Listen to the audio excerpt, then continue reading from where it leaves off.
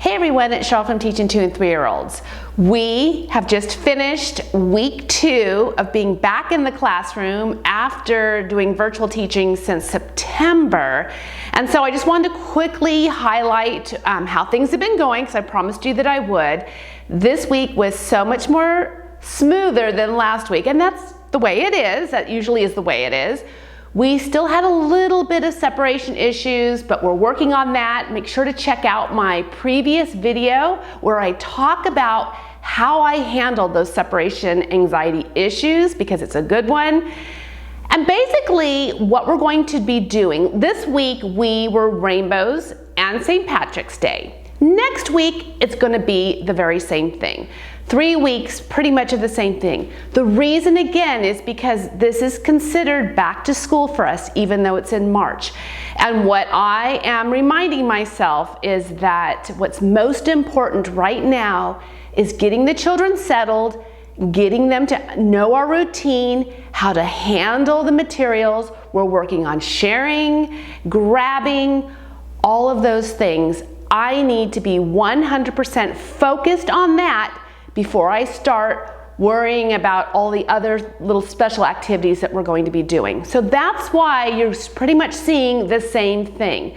My major concern right now, my major focus is getting us through a nice, calm, kind of peaceful morning where the children are getting to know our routine. Now, we're going to be reading a couple of new books.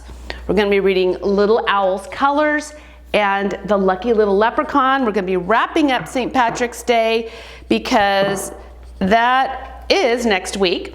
And then we have this little cute little sun. This is a little sun catcher that we did. This is using our free printable template. I will drop a link in the video description, but this is something fun where they're just going to be pressing pieces of tissue paper onto sticky paper that we have attached to the template. And these look really nice in the window. And I also wanted to talk about a new St. Patrick's Day packet that we just published on Teachers Pay Teachers. And this has a lot of fun things for your St. Patrick's Day theme, including a little St. Patrick's Day color sheet that you can put in your writing area. And then we have this left to right fine motor activity. I actually laminated this, and we're going to put this in our writing area, and we'll just use dry erase markers so they can just follow the dashed lines or the curves. We also have these fine motor lacing shamrocks, and we have them laminated, and they are all colors of the rainbow. Also in the packet are these shamrock color matching cards. So you have the shamrock, and then you're going to find the matching shamrock that actually has the text underneath it. So you're going to put the two together. We have this fun counting activity where you actually assemble it, you fold it over a craft stick.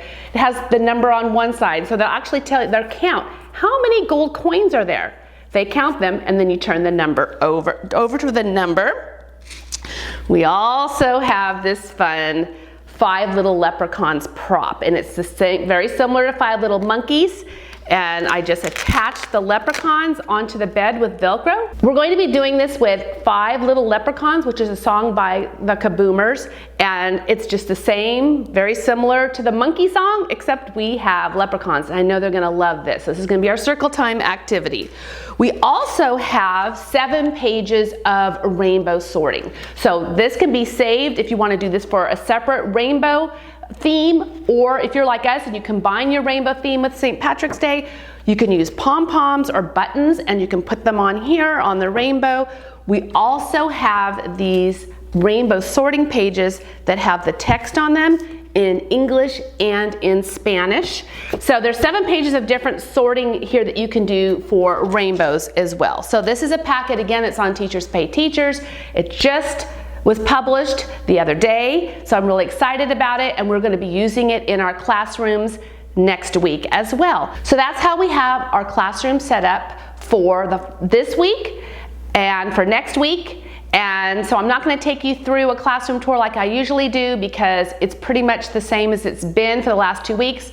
I highly encourage you to take a peek at my previous classroom setup videos from last week if you want to see how my classroom is set up. Have a great week. I'll talk to you soon. Thanks for watching.